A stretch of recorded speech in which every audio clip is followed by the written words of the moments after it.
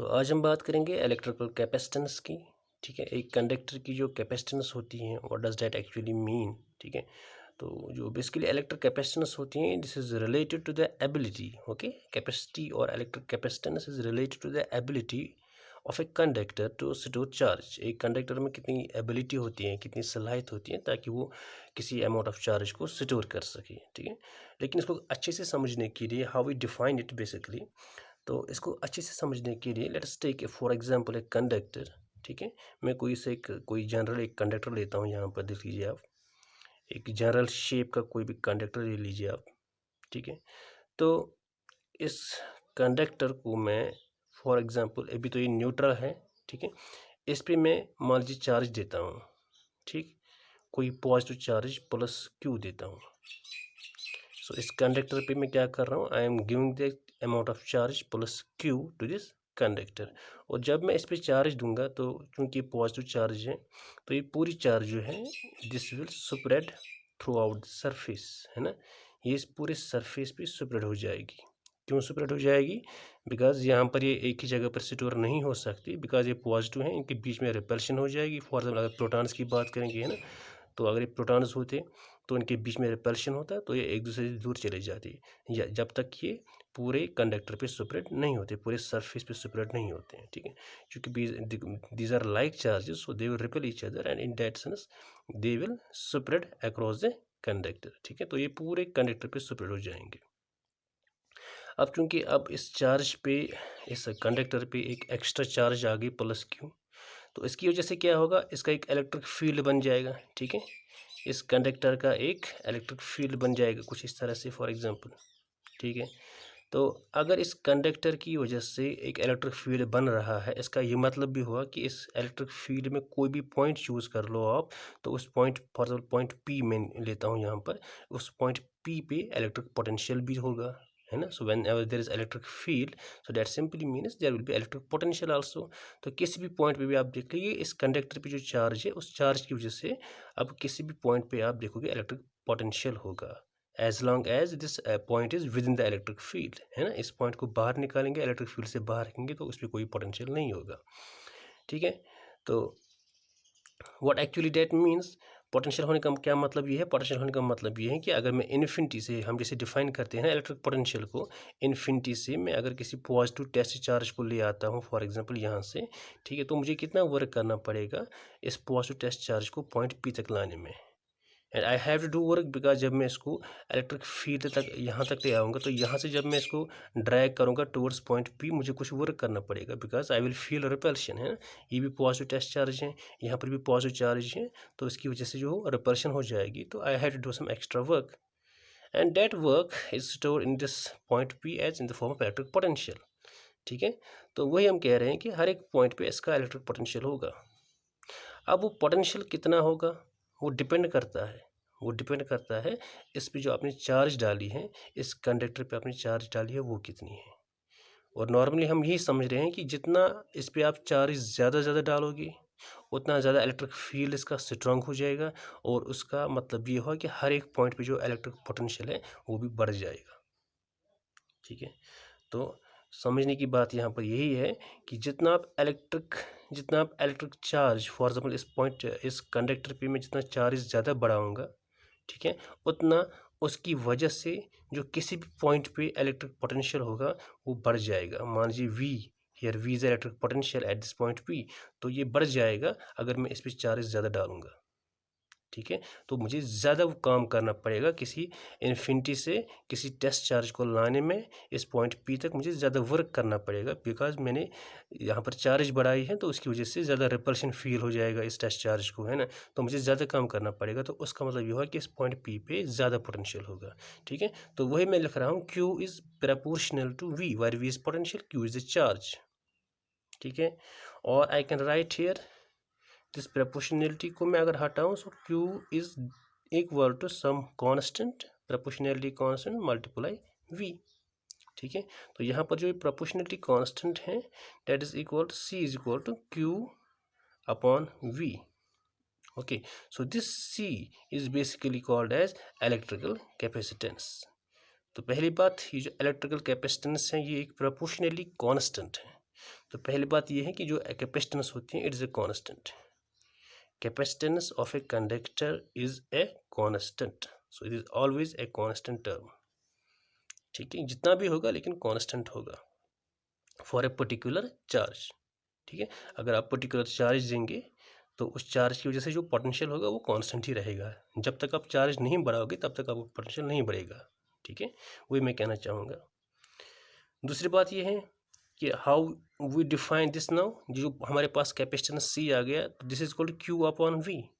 सो इसका क्या मतलब हुआ, इसका मतलब ये हुआ it is a ratio between the charge to the potential, ratio between the charge and potential, मतलब ये कि आप कितना चार्ज दे रहे हो इस कंडक्टर पे और इस चार्ज की वजह से इसका पोटेंशियल कितना बन रहा है, उन दोनों का आप रेशियो निकालोगे। So charge per unit potential of a conductor is basically called capacitance. This is the exact definition of electric capacitance. कितना चार्ज दे रहे हो किसी कंडक्टर पे और उस चार्ज की वजह से उस कंडक्टर का जो पोटेंशियल है वो कितना रेज हुआ है, ठीक है, उन दोनों क्वांटिटीज का आप रेशियो निकालोगे and that will give me the electrical capacitance. So it is charge to potential ratio, charge divided by potential, ठीक है, इनके रेशो को हम कहते हैं इलेक्ट्रिकल कैपेसिटेंस, ठीक है। तो अगर फॉर एग्जांपल क्योंकि C is equal to Q by V, अगर फॉर एग्जांपल इसका पोटेंशियल जो है पहले 0 वोल्ट था, अब इसका चार्ज देने की वजह से इसका पोटेंशियल V जो है 1 वोल्ट बन गया, सो V इज़ 1, ठीक है, if V is 1 volt for example, तो उसका मतलब क्या हुआ, तो यहाँ पर आप V को 1 लिखेंगे, so I will get C is equal to Q, ठीक है। सो अगर किसी कंडक्टर का जो पोटेंशियल है 1 वोल्ट बन जाता है, ठीक है, या यूनिट पोटेंशियल बन जाता है किसी चार्ज देने से, तो उस टाइम पे जो हमारा कैपेसिटेंस का डेफिनेशन आएगा C is equal to Q। So what is that actually mean, that actually means the electric capacitance जो है it is numerically equal to the charge, आप कितना चार्ज दे रहे हो, ठीक है, किसी कंडक्टर पे, ताकि जो उसका पोटेंशियल है 1 वोल्ट बन जाए या 1 वोल्ट से इंक्रीज हो, ठीक है। अगर इसका पोटेंशियल पहले 0 होता, फिर चार्ज क्यू दिया मैंने, कितना चार्ज दे दिया ताकि आप इसका जो पोटेंशियल है 1 वोल्ट बनेगा, तो उस टाइम पे जितना मैंने चार्ज दिया है ना उसी को हम कहते हैं इलेक्ट्रिकल कैपेसिटेंस, ठीक है। तो that is what I initially told you, it's the ability to store charge, कितना चार्ज दे रहे हो आप या कितना चार्ज ये स्टोर कर सकता है ना, ताकि उसकी वजह से जो आपका पोटेंशियल है ये 1 वोल्ट बन जाए। या अगर ऑलरेडी इसके पास कुछ पोटेंशियल V है, मान लीजिए इसके पास जो इलेक्ट्रिक पोटेंशियल है 3 वोल्ट है, ठीक है, अब आप इसका पोटेंशियल जो है 4 वोल्ट बनाना चाहते हो, इसका मतलब क्या हुआ, आप इसकी पोटेंशियल को यूनिटी से रेज करना चाहते हो, इसका इनिशियल पोटेंशियल 3 वोल्ट था, अब इसका आप चाहते हो कि इसका इलेक्ट्रिक पोटेंशियल 4 वोल्ट बन जाए, तो आपको 3 वोल्ट से 4 वोल्ट तक बनाने में कितना चार्ज लगेगा, द अमाउंट ऑफ चार्ज, कितना चार्ज देना पड़ेगा ताकि इसका जो पोटेंशियल है अब 4 वोल्ट बन जाए, यानी 3 से 4 वोल्ट बन जाए। इसका मतलब ये हुआ कि कितना चार्ज देना पड़ेगा ताकि जो पोटेंशियल है यूनिटी से रेज हो, है ना, तो उसको भी हम कहेंगे इलेक्ट्रिकल कैपेसिटेंस।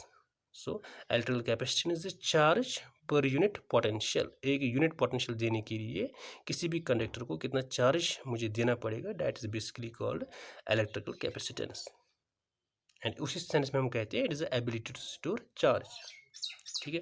तो यहाँ से हम समझ गए जो मेरा C है इलेक्ट्रिकल कैपेसिटेंस है that is Q divided by V, है ना।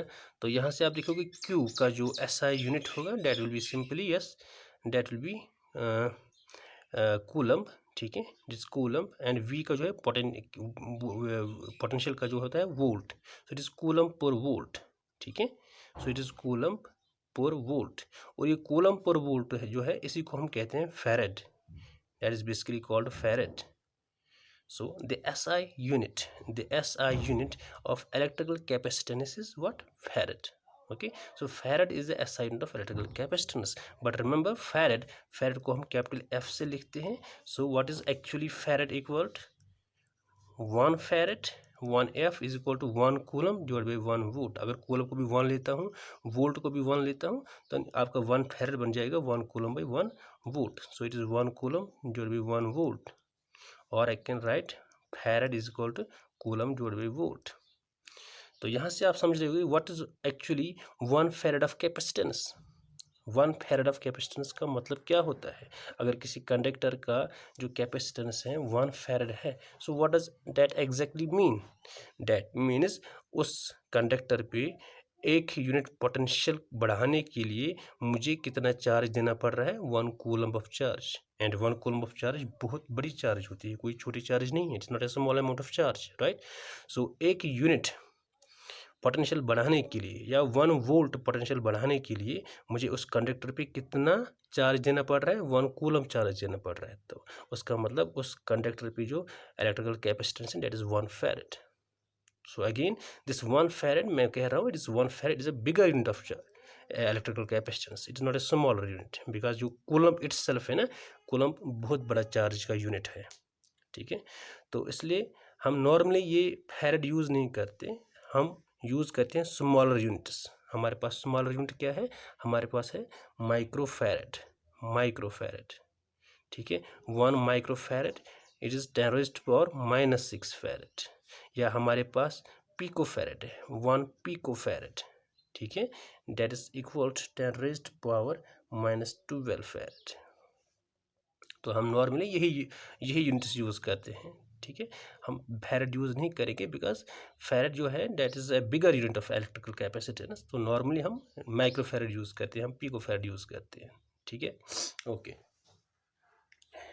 अब हम समझ गए जो हमारे पास इलेक्ट्रिकल कैपेसिटेंस है that is called Q divide by V, और हमने एक जनरल कैपेसिटर लिया था, एक जनरल कंडक्टर लिया था। तो अगर मैं एक स्फेरिकल कंडक्टर लेता हूँ, फॉर एग्जांपल मेरे पास एक स्फेरिकल कंडक्टर है, और एक स्फेरिकल कंडक्टर का मुझे देखना है व्हाट इज इलेक्ट्रिकल कैपेसिटेंस, ठीक है। So let's suppose this is a spherical conductor, ठीक है। What is spherical conductor? एक ऐसा कंडक्टर जो इन द फॉर्म ऑफ स्फीयर हो, ठीक है। It is just like a sphere. इसका एक सेंटर होगा, इसका एक रेडियस होगा, रेडियस मान लीजिए r है इसका, ठीक है।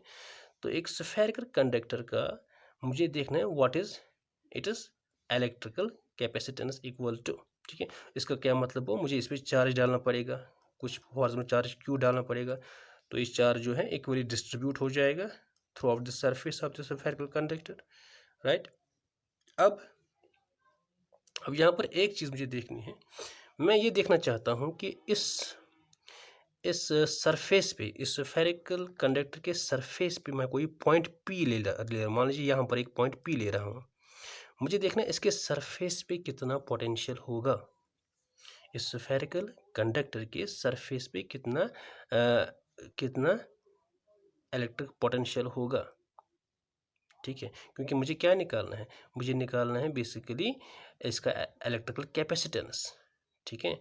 तो electrical capacitance of this spherical capacitor on its surface, तो and you know C is equal to Q divide by V, C is equal to Q divide by V। तो Q तो मैं दे रहा हूँ, अब मुझे V देखना पड़ेगा, इसका V कितना होगा, है ना। किसी पॉइंट P पे, जो पॉइंट P जो मैं ले रहा हूँ, इसको मैं सरफेस पे ही ले रहा हूँ, और ये पॉइंट P जो सेंटर से कितना दूर है, R डिस्टेंस पे दूर है, इस पे कितना इलेक्ट्रिकल पोटेंशियल होगा। यहाँ पर एक चीज़ आपको समझनी पड़ेगी, वो ये कि जब हम स्फेरिकल कंडक्टर की बात करते हैं, अगर आप स्फेरिकल कंडक्टर की बात करेंगे, हमको पता है जब हम electric field due to point charge की बात करेंगे, E is equal to 1/4πε0 Q divided by R square, ये आपने ऑलरेडी पढ़ा हुआ है। It is electric field due to point charge. इस तरह electric potential due to point charge is 1/4πε0 Q divided by R, ठीक है। तो ये जो डेफिनेशन है, ये इलेक्ट्रिक पोटेंशियल और इलेक्ट्रिक फील्ड है फॉर ए पॉइंट चार्ज, ठीक है। और अगर आप electric potential due to spherical shell देखोगे, या electric field due to spherical shell देखोगे, ठीक है, और एक स्फीयर के थ्रू कितना इलेक्ट्रिक पोटेंशियल होता है, या एक स्फीयर के थ्रू कितना इलेक्ट्रिक फील्ड होता है किसी पॉइंट पे, तो that will exactly be of this form, उसका भी एग्जैक्टली यही रिलेशन मिलेगा आपको। This V will be the electric potential due to a sphere, and this E is electric field due to a sphere. लेकिन ये definition किसकी है? ये डिफिनेशन पॉइंट चार्जेस की हैं, और स्फीयर में भी यही दो डेफिनेशंस हैं, एग्जैक्टली आप यही दो डेफिनेशंस आपको मिलती हैं। तो इसका मतलब क्या है? इसका मतलब ये हुआ कि जो हमारे पास एक स्फीयर होता है, स्फीयर पर जो चार्ज होती है, दिस स्फीयर बेसिकली बिहेव्स, ये ऐसे बिहेव करता है जैसे कि एक पॉइंट चार्ज हो, क्योंकि इसका जो इलेक्ट्रिक पोटेंशियल और इसका जो इलेक्ट्रिक फील्ड होता है एग्जैक्टली वैसे ही होता है जैसे एक पॉइंट चार्ज का इलेक्ट्रिक फील्ड और इलेक्ट्रिक पोटेंशियल होता है। तो इसका मतलब ये हुआ जो स्फीयर हमारे पास है, it behaves as if it is a point charge. तो रियल सेंस में या फिजिकल सेंस में हम इसको कैसे समझेंगे कि एक कैपेसिटर, एक स्फेरिकल कंडक्टर को हम कैसे समझेंगे कि एक पॉइंट चार्ज है? तो इससे हम ये ऐसे समझेंगे कि ये सारी जो चार्जेस हैं जो स्फीयर पे हैं, as if they are concentrated at it is centre. अगर ये सब चार्ज मैंने चूंकि प्लस क्यू चार्ज दी है, तो अगर ये प्लस क्यू चार्ज को मैं इमेजिन कर लूँ, ये कॉन्सेंट्रेट हुई है कहाँ पर? सेंटर पे। Then this is the visualization. इससे हम समझेंगे कि ये पूरा स्फीयर जो है it behaves as a point charge. ठीक है। सो और एग्जैक्टली होता भी यही है कि जो इस स्फेरिकल कंडक्टर है, ठीक है, इसका जो चार्ज होता है, इसका सेंटर जो होगा, चार्ज का सेंटर, जिसे आप कहते हैं सेंटर ऑफ मास जिसे कहते हो ना, उसी तरह आप सेंटर ऑफ चार्ज भी कहोगे। तो सेंटर ऑफ चार्ज एग्जैक्टली कहाँ पर होगा? वो सेंटर पे ही होगा। ठीक है। तो इस सेंस में हम इस पूरे चार्ज को कहाँ पर रखते हैं? सेंटर पे ही रखते हैं। ठीक। तो मान लीजिए ये मेरे पास अब स्फेरिकल कंडक्टर है, इसका जो चार्ज क्यू मैंने सरफेस पे दिया हुआ था, इसका सेंटर कहाँ पर होगा? चार्ज उसके अपने सेंटर पे होगा। Centre of charge would be at the centre of the sphere. और अगर आप यहाँ पर आप इमेजिन करोगे चार्ज यहाँ पर है सेंटर पे, तो सेंटर से ये पॉइंट कितना दूर है? R. So what will be the electric potential at point P? तो डेफिनेटली आपको ये वाली फॉर्मूला यूज़ करनी पड़ेगी, v equal to 1/4 pi epsilon q divided by r, है ना। ये चार्ज है, ये डिस्टेंस है, ये पॉइंट p है।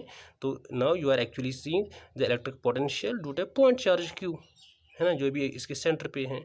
सो आपको सिंपली ये वाली रिलेशन यूज़ करनी पड़ेगी। तो मेरा जो v बन जाएगा, v will be equal to 1/4 pi epsilon naught q divided by r, where r is here the radius of the sphere. ठीक है। तो इसको उठा के इसमें डालेंगे। So what is c equal q upon v, है ना। c equal to Q upon v के बजाय 1/4 pi epsilon naught q divided by r। This q and this q will go, ये जो नीचे है ये पूरा ऊपर आ जाएगा न्यूमरेटर में। ठीक है। So I will get c is equal to 4 pi epsilon naught into r। ठीक है। So what is this? This is the electrical capacitance of a spherical conductor. एक स्फेरिकल कंडक्टर का इलेक्ट्रिकल कैपेसिटेंस कितना होता है? That is given by this relation. ठीक है। And you know epsilon naught is a permittivity, absolute permittivity. ठीक है। It is value is 8.85 10⁻⁻12।